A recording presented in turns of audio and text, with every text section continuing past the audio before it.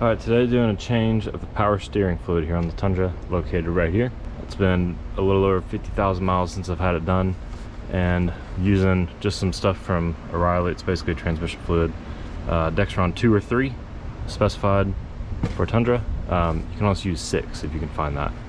It's not gonna be a full flush. Really, I'm just using a transfer pump and doing a bunch of changes of the fluid to dilute it. So it's gonna be diluted like 90–95%.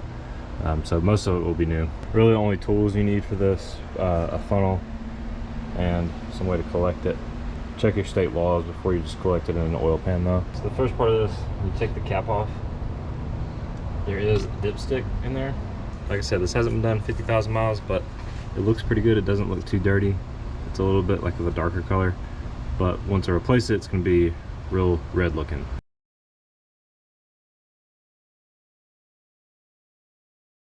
All right, and then here you can see, looks pretty dark. It's still got that red tinge to it, but it's pretty dark.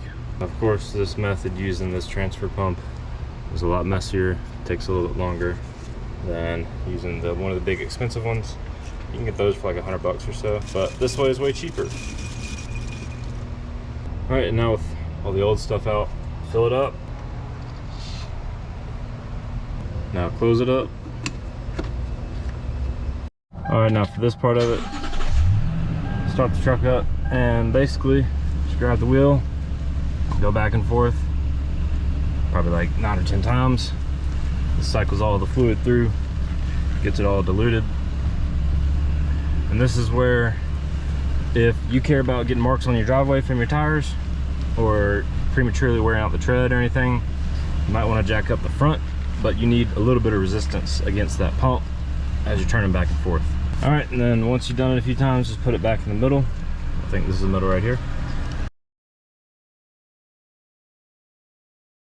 Fill it back up. Just a note, these O'Reilly bottles do not pour very well at all, so be careful.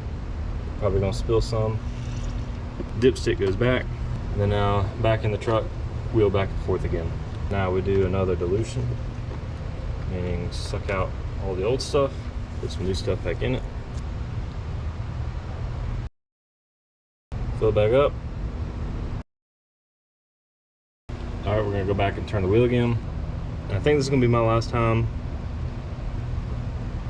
and last dilution. See, we've got pretty straight red. It's not very discolored at all, but I'm gonna take all this out, put some new stuff in there, we'll be good to go. And that's basically all there is to it. I'm gonna fill it back up now.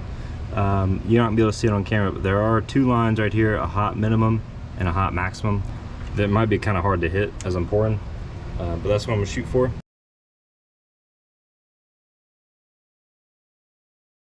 I'm gonna show you now on the dipstick.